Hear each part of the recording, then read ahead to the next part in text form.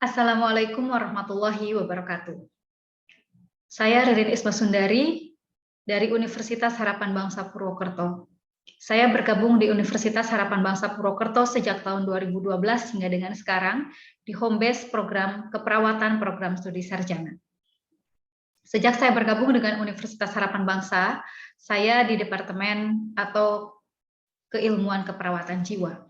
Sampai sekarang, saya mengajar mata kuliah untuk keperawatan kesehatan jiwa, baik keperawatan kesehatan jiwa 1 dan 2, dan juga beberapa mata kuliah lain yang berhubungan dengan keperawatan jiwa seperti manajemen stres.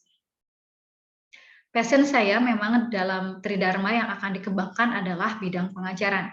Karena minat saya memang terlihat sejak dari saya masih duduk di bangku kuliah, saat saya masih di Unpad S1 dan juga di UI saat S2, di mana beberapa kali saya menjadi asisten dosen untuk mata kuliah praktikum atau laboratorium. Adapun statement saya dalam pengajaran, saya ingin menjadi seorang dosen yang profesional, yang senantiasa mengembangkan metode pembelajaran yang menyenangkan, menarik bagi mahasiswa, terutama dalam mempelajari keperawatan kesehatan jiwa, dan juga saya ingin berkomitmen untuk empati terhadap mahasiswa dalam proses pembelajaran. Nah, saya juga ingin menumbuhkan efikasi diri dari mahasiswa, karena saya meyakini bahwa efikasi adalah salah satu faktor yang menunjang keberhasilan seseorang dalam mencapai tujuannya. Pada kesempatan ini, saya akan memaparkan terkait dengan delivery, interaksi, dan juga asesmen yang saya lakukan dalam proses pengajaran. Komitmen saya sebagai seorang dosen dalam mengajar, di mana ketika saya menjadi seorang koordinator mata kuliah, maka saya akan membuat RPS sesuai dengan waktunya maksimal 1 bulan sebelum pelaksanaan pengajaran. Dan ini salah satu RPS yang saya susun, yaitu keperawatan kesehatan jiwa 1. Mata kuliah keperawatan kesehatan jiwa 1 ini disampaikan kepada mahasiswa dengan menggunakan metode team teaching, di mana saya tidak sendiri dalam menyampaikan pengajaran, tetapi saya bertim dengan Bu Arni, Bu Ita di Departemen Keperawatan Jiwa, dan satu orang Pak Agus Riyadi berasal dari setting klinik atau dari rumah sakit di Bangsal Jiwa, agar mahasiswa mendapatkan pengalaman yang paripurna terkait dengan pemberian asuhan keperawatan jiwa. Mata kuliah keperawatan kesehatan jiwa ini diberikan kepada mahasiswa semester 4 dengan bobot SKS 3 SKS, di mana terdiri dari 2 SKS teori dan 1 SKS praktikum. Dan setiap kali pertemuan dilaksanakan selama 3 jam untuk mata kuliah teori dan 2 jam untuk pertemuan praktikum. Mata kuliah keperawatan kesehatan jiwa ini membahas tentang konsep-konsep, prinsip-prinsip dasar dalam keperawatan jiwa, menjelaskan bagaimana seseorang atau individu dapat mengalami masalah kesehatan jiwa, dan juga akan mempelajari tentang rentang respon kesehatan jiwa, dimulai dari kelompok diagnosis sehat jiwa, individu dengan resiko atau masalah psikososial, dan terakhir individu dengan masalah gangguan jiwa. Adapun capaian lulusan yang diharapkan, di sini ada dimensi pengetahuan dan juga ada dimensi keterampilan khusus, di mana untuk keterampilan khusus, mahasiswa diharapkan mampu memberikan asuhan keperawatan jiwa, kemudian dapat memberikan administering obat, menetapkan prioritas asuhan keperawatan, menyusun serta mengimplementasikan rencana asuhan keperawatannya. Nah, dalam keperawatan kesehatan jiwa ini juga sudah ditentukan apa saja capaian pembelajaran dari mata kuliah ini. Di sini ada 8 capaian pembelajaran yang harus dicapai oleh mahasiswa, dan semua ini sudah disampaikan kepada mahasiswa di awal perkuliahan pada pertemuan pertama, pada saat penjelasan RPS dan juga kontrak belajar. Kemudian untuk penilaian sendiri, asesmen itu dilakukan untuk UTS dan UAS, dilakukan pada pertemuan ke-8 dan pertemuan ke-16, atau karena ada praktikum dilakukan setelah pertemuan ke-21. Kemudian selain UTS UAS, asesmen juga dilakukan dengan pemberian penugasan terstruktur. Dalam mata kuliah ini ada sekitar 4 atau 5 tugas terstruktur yang diberikan bobot penilaian masing-masing dan totalnya 30%.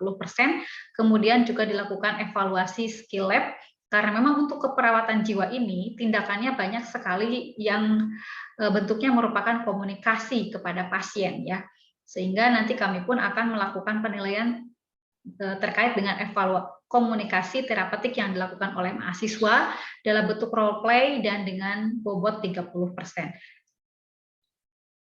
Referensi yang disarankan untuk mahasiswa menjadi panduan dalam pembelajaran ada beberapa, dan ini semuanya sudah saya uploadkan digital booknya atau e-booknya, buku digitalnya di e-learning yang kami miliki yang bernama Skalsa. Jadi jauh-jauh hari sebelum perkuliahan, mahasiswa sebenarnya sudah bisa mengakses buku digital yang sudah saya share linknya.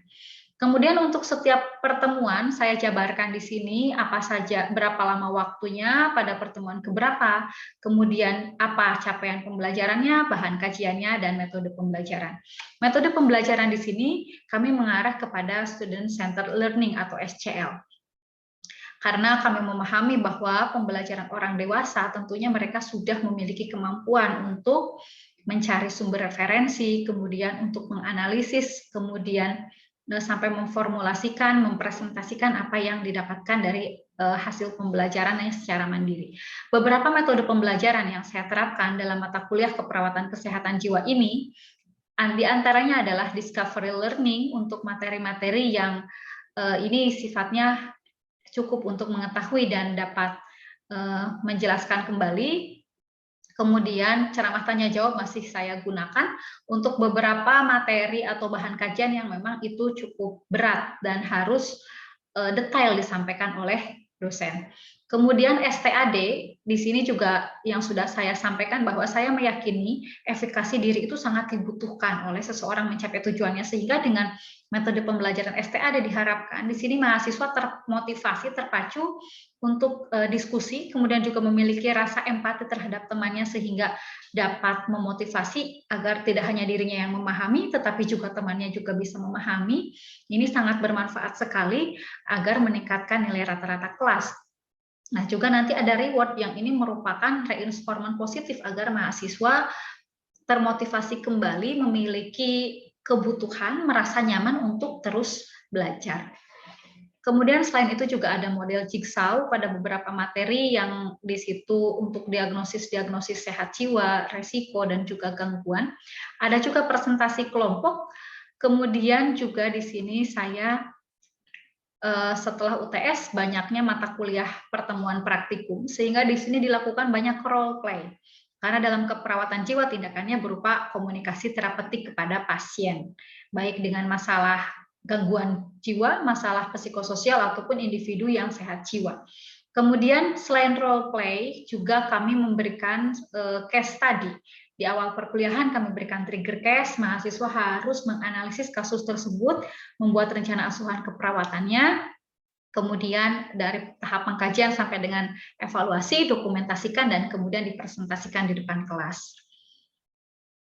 Ya, demikian untuk metode pembelajaran yang saya rancangkan untuk mahasiswa agar mahasiswa dapat mencapai capaian pembelajaran mata kuliah tadi.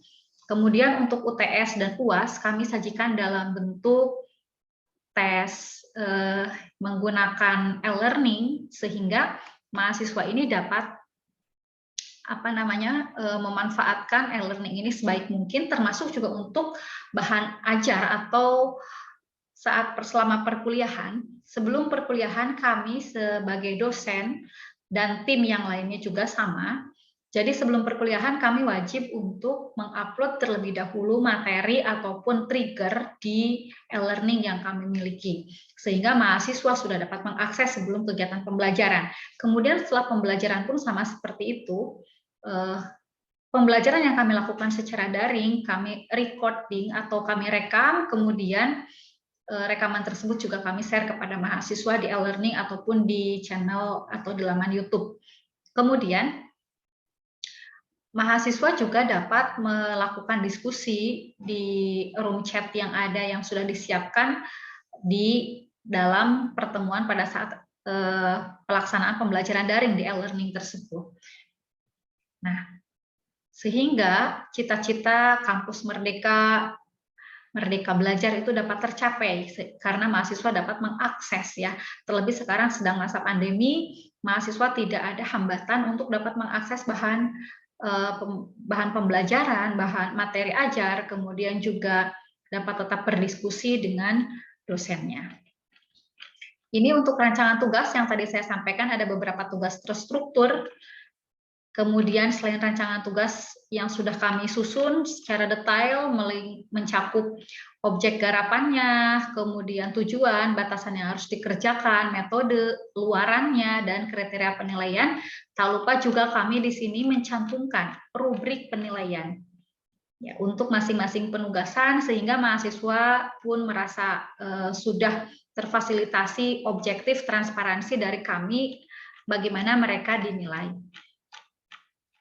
Yaitu untuk delivery interaksi dan asesmen. Selanjutnya saya akan mencoba menyampaikan salah satu contoh perkuliahan yang saya lakukan. Ini dilakukan secara daring dan ada juga yang sudah dilakukan secara luring, tetapi yang akan saya sekarang lakukan atau micro teaching yaitu perkuliahan secara daring.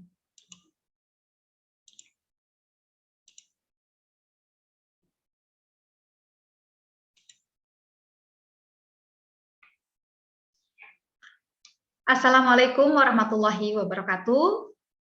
Bagaimana kabarnya teman-teman semua? Masih tetap sehat? Oke, semoga kita semua selalu dalam lindungannya, dalam kondisi sehat, sehat fisik, sehat juga jiwanya ya. Baik, perkuliahan sebelumnya kita sudah membahas tentang, ada yang masih ingat? Silahkan. Ya, boleh. Silahkan, raise hand. Ya, betul ya, perkuliahan sebelumnya kita membahas tentang teori neurobiologi dalam masalah kesehatan jiwa, di mana seseorang yang gangguan jiwa itu ternyata bukan cuma mengalami masalah psikologis, tetapi juga memang ada gangguan pada sistem sarafnya, ya, termasuk pada aktivitas-aktivitas neurotransmitter yang berlangsung di otaknya. Ya, pada pertemuan ini kita akan lanjutkan. Jadi kita setelah mengetahui bahwa adanya faktor neurobiologi itu, kita juga akan mempelajari bagaimana proses seseorang mengalami gangguan jiwa. Ya, karena kan multikausa, bukan hanya saja faktor neurobiologi. Tujuan pembelajaran kita pada pertemuan ini, setelah mengikuti sesi ini diharapkan teman-teman nanti mampu menjelaskan bagaimana proses terjadinya masalah kesehatan jiwa, sehingga ketika teman-teman ditanya nanti oleh masyarakat, oleh pasien, bagaimana sih Mbak proses terjadinya, atau bagaimana seseorang bisa mengalami gangguan jiwa, padahal orang lain yang mengalami masalah yang sama ternyata tidak mengalami gangguan jiwa. Nah, itu contoh mudahnya. Bahan kajian yang harus dikuasai, ya, di sini ada beberapa kata kunci: faktor predisposisi, faktor presipitasi, penilaian terhadap stresor, sumber-sumber coping, dan mekanisme coping. Nanti kita lihat dan akan kita bahas satu persatu. Tetapi sebelumnya saya mau sampaikan dulu, pada proses pembelajaran pertemuan hari ini, nanti silahkan dibagi menjadi beberapa kelompok kecil ya oleh si pen saja atau penanggung jawab mata kuliah ini. Satu kelompok terdiri sekitar 4-5 orang, ya, boleh berdasarkan presensi, boleh. Kemudian setiap kelompok berdiskusi masing-masing, membaca, mempelajari, silakan didiskusikan di kelompok kecil tersebut yang ada di buku Principle and Practice of Psychiatric Nursing, Stuart 2013, yang ini ya. Nah, unit 1 chapter 3. Dan ini linknya sudah Bu Ririn tuliskan juga di chat room ya, bisa langsung diklik saja di chat room, dan di e-learning juga sudah ada, Bu Ririn sudah masukkan buku digital ini. Silakan selama 15 menit ke depan teman-teman baca dan diskusikan dengan kelompok, karena nanti akan ada sesi quiz pretest di mana masing-masing setiap orang tetap mengerjakan, tetapi nilainya nanti akan digabung sebagai nilai kelompok, dan kelompok mana yang mendapatkan skor paling tinggi, skor total, berarti nanti akan mendapatkan reward, tapi masih rahasia ya, rewardnya nanti di akhir perkuliahan ini. Nah, nanti setelah pretest, baru Bu Ririn menjelaskan, memberikan penguatan dari apa yang sudah teman-teman pelajari bersama kelompok. Baru setelah itu kita akan lakukan post-test. Sebelumnya, ada yang akan ditanyakan untuk proses pembelajarannya? Oke, sudah cukup ya? Baik, kalau begitu silakan Bu Ririn persilakan 15 menit ke depan, teman-teman membaca dan berdiskusi dengan kelompoknya. Ya, bisa menggunakan breakout room-nya ya, sudah Bu Ririn bagi, silakan. Ya, waktunya sudah habis untuk diskusi kelompok. Bagaimana? Sudah cukup? Minta tambahan waktu? Oh iya, sudah ya, sesuai dengan komitmen kita tadi ya, 15 menit. Selanjutnya adalah sesi kuis pretest ya, ada 20 pertanyaan, silakan teman-teman kerjakan, waktu mengerjakan cukup 5 menit saja ya. Bisa diklik di chat room-nya, sudah ada juga di Google Form-nya ya, kuisnya di Google Form. Silakan. Baik, Bu Ririn sudah mendapatkan nilai pretest dari setiap kelompok masing-masing ya, tapi belum Bu Ririn buka nih, nanti di akhir pertemuan akan saya sampaikan. Ya, sekarang saya akan mengulas kembali apa yang sudah teman-teman pelajari, dibaca, dan kemudian didiskusikan dalam kelompok tadi. Ini adalah model adaptasi stres yang disampaikan oleh salah satu pakar di keperawatan kesehatan jiwa, yaitu Stuart ya. Nah, jadi ketika kita menjelaskan kenapa seseorang mengalami masalah kesehatan jiwa, kita tidak bisa menyebutkan hanya satu penyebab saja, tapi jelas ini ada alurnya. Pertama, seseorang mendapatkan faktor predisposisi, mendapatkan faktor presipitasi, kemudian melakukan penilaian terhadap stresor. Ya, kemudian di sini individu akan memanfaatkan sumber-sumber coping untuk mengatasi stresor tersebut dan akhirnya jadilah mekanisme coping. Nah, Bu Ririn sengaja ini berikan warna merah ya untuk membedakan predisposisi ini penyebab, sementara lihat ini perbedaannya, presipitasi adalah pencetus. Ini hal yang berbeda walaupun isinya bisa sama. Baik predisposisi ataupun presipitasi, isinya adalah stresor. Ya, stresor ini adalah semua hal yang membuat seseorang tidak nyaman, membuat seseorang itu stres. Apapun itu, bisa jadi hal yang besar, misalkan ditinggalkan oleh orang yang dicintai, meninggal orang tuanya, meninggal pasangannya, ataupun sampai hal yang terkecil sekalipun, misalkan akan berangkat kuliah, ban motornya bocor. Nah, itu semua adalah stresor. Yang tidak mungkin seseorang atau individu menghindari terus-terusan stresor, tidak mungkin. Karena selama kita hidup sebagai makhluk sosial, kita pasti membutuhkan interaksi, baik dengan orang lain ataupun dengan lingkungan. Dan dari interaksi tersebut, itu riskan sekali terjadinya gesekan atau terjadi crash yang dapat menimbulkan stres. Itulah stresor. Nah, dikatakan faktor predisposisi jika itu terjadi lebih dari 6 bulan yang lalu. Sementara presipitasi kurang dari 6 bulan yang lalu. Dan kalau presipitasi yang namanya pencetus, itu langsung menyebabkan seseorang mengalami masalah kesehatan jiwa. Misal, seseorang di PHK 2 tahun yang lalu, tapi sekarang ya setelah di PHK itu tidak langsung gangguan jiwa. Ya, tetapi jangan salah, semua peristiwa yang tidak menyenangkan itu kalau tidak diatasi, dimanage dengan baik, belum menerima tetapi langsung direpresi, ya itu akan disimpan, direkam di alam bawah sadar kita, dan sesekali pada event tertentu itu akan muncul, misalkan dalam mimpi kita atau tiba-tiba kita ingat ya, seperti flashback. Karena itu memori itu disimpan di alam bawah sadar kita. Nah, tetapi kalau misalkan di PHK-nya 3 minggu yang lalu, sama-sama di PHK kasusnya, tetapi sekarang sudah ada gejala tertawa sendiri, muncul halusinasi ya, atau marah tanpa sebab, nah itu dikatakan sebagai faktor presipitasi atau pencetus. Analoginya seperti kalau kita membuat api unggun. Nih, api unggun itu akan meledak besar ya, seperti gangguan jiwa meledak jika dia memiliki kayu bakar yang banyak. Kalau satu kan kalaupun terbakar jadi tidak meledak gitu ya. Nah, kayu bakar ini adalah faktor-faktor predisposisi yang tidak terselesaikan. Dia tidak akan nyala kalau tidak ada pemantik, tidak ada kayu, tidak ada korek api, dan tidak ada bensin. Bensin dan korek apinya ini yang dikatakan sebagai faktor presipitasi atau pencetus. Jadi walaupun sama-sama di PHK atau diputuskan pacar misalkan, kita lihat dulu waktunya itu kapan terjadinya, lebih dari 6 bulan atau kurang dari 6 bulan. Langsung menyebabkan gangguan jiwa atau tidak. Nah, kalau langsung menyebabkan gangguan jiwa kurang dari 6 bulan yang lalu itu presipitasi, dan sebaliknya adalah predisposisi. Dapat dipahami sampai di sini? Ada yang ingin ditanyakan? Oke, bisa dilanjutkan ya. Nah, kemudian apakah langsung seseorang mengalami gangguan jiwa? Tidak, karena seseorang, ada 2 orang nih mendapatkan stresor yang sama-sama dia ditinggalkan oleh orang yang dicintai. Tetapi Begitu seseorang menghadapi stresor, langsung sepersekian detik kita akan melakukan penilaian terhadap stresor atau appraisal of stressor. Langsung akan melakukan penilaian.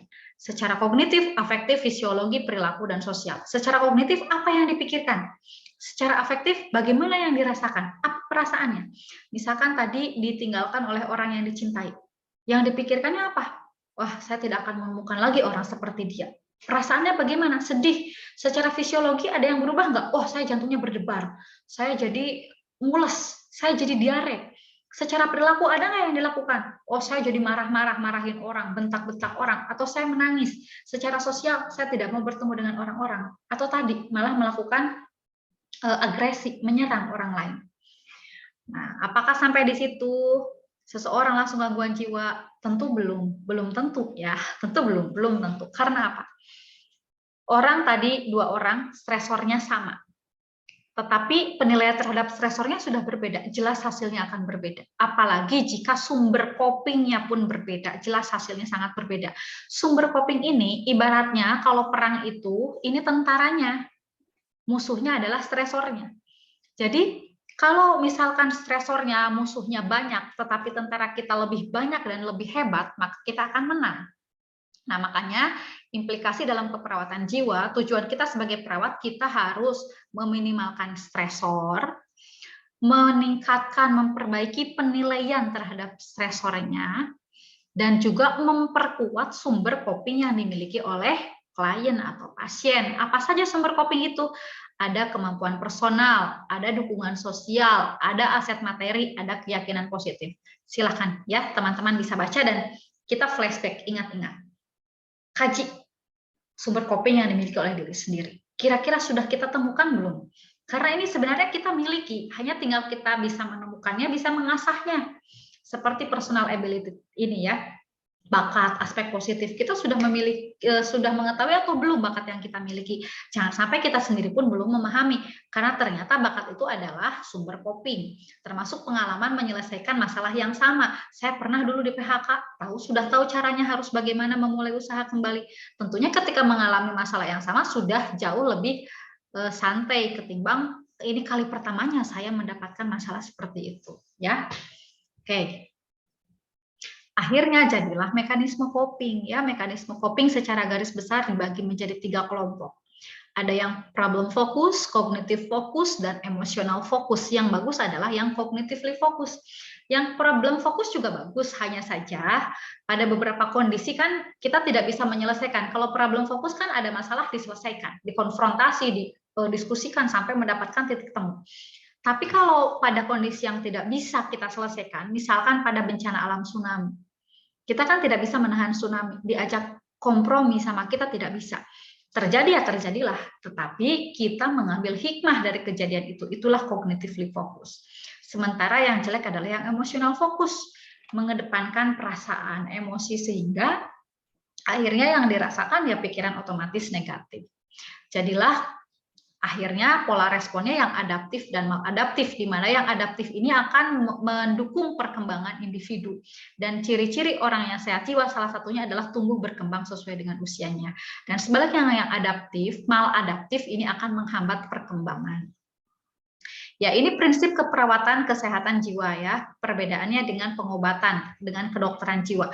Kalau kita fokus masalahnya itu penyebabnya adalah dari kerentanan ya, sehingga kita harus mengkaji faktor-faktor resiko, diagnosisnya berdasarkan respon yang ditunjukkan oleh pasien ya. Nah, kemudian tindakannya berupa tindakan keperawatan, dan tindakan keperawatan di kesehatan jiwa itu ada 4 stage atau 4 stase ya, 4 tahap. Tahap pertama fase krisis, fase akut, fase maintenance, dan health promotion. Nah, di mana setiap fase ini memiliki goal setting yang berbeda-beda. Untuk fase krisis, kita ingin mencapai stabilisasi dulu. Makanya kita harus mempelajari, mengkaji faktor resikonya, tindakan kita mengamankan lingkungan, modifikasi lingkungan, agar tidak terjadi penyerangan atau kekerasan terhadap diri sendiri, pasiennya, dan terhadap orang lain. Pada fase akut kita ingin mengurangi gejala, ya. Pada fase maintenance kita ingin meningkatkan recovery, meningkatkan kemampuan dari pasien itu. Pada health promotion, pada tahap yang terakhir ini, yang paling bagus adalah ingin mencapai keoptimalan potensi dari pasien agar bisa produktif kembali. Ya, ini rangkumannya, sehingga di keperawatan jiwa yang akan kita pelajari dalam mata kuliah ini, nanti kita akan pelajari 8 diagnosis untuk kelompok sehat jiwa, 5 diagnosis untuk kelompok psikososial, dan 7 diagnosis untuk masalah gangguan jiwa. Nah, untuk kelompok diagnosis sehat jiwa, bunyi diagnosisnya adalah kesiapan perkembangan, usia bayi sampai dengan lansia, 8 tahap. Untuk masalah resiko atau psikososial ada 5 diagnosis, tapi Bu Ririn nanti tambahkan untuk berduka antisipatori karena kasusnya banyak ditemukan. Dan untuk gangguan jiwa ada 7 diagnosis. Ini yang harus teman-teman kuasai sampai dengan akhir semester ini ya. Baik, silakan Bu Ririn buka sesi tanya jawab dan diskusi. Silakan jika ada yang ingin didiskusikan ya. Ya, baik sekali sesi diskusi yang sudah dilakukan. Terima kasih teman-teman yang sudah aktif memberikan pertanyaan dan juga memberikan sanggahan. Sudah baik sekali. Selanjutnya, kita akan melaksanakan post test masih seperti tadi ya, dalam kelompok. Nanti skor totalnya Bu Ririn lihat dan yang akan diberikan reward adalah kelompok itu. Silakan. Selama 5 menit ke depan bisa diklik linknya untuk post test. Silakan. Ya, sudah Bu Ririn rekap dan ternyata kelompok yang terbaik pada pertemuan hari ini ya jatuh kepada kelompok 5 ya dengan skor total mencapai 473 ya, sudah baik sekali. Ini harus memotivasi teman-teman yang lain agar di sesi berikutnya ketika ada lagi seperti ini bisa menjadi kelompok yang terbaik. Dan bonus untuk kelompok yang terbaik mendapatkan 3 poin tambahan untuk nilai ya. Ya, demikian yang bisa Bu Ririn sampaikan pada perkuliahan hari ini. Semoga bermanfaat. Jangan lupa review kembali materi-materi yang sudah didapatkan. Dicek kembali di Skalsa atau e-learning. Dan juga pelajari materi untuk pertemuan selanjutnya, yaitu tentang diagnosis sehat jiwa. Semoga bermanfaat dan menjadi bekal ibadah kita pertemuan ini. Akhir kata, Bu Ririn akhiri. Wassalamualaikum warahmatullahi wabarakatuh.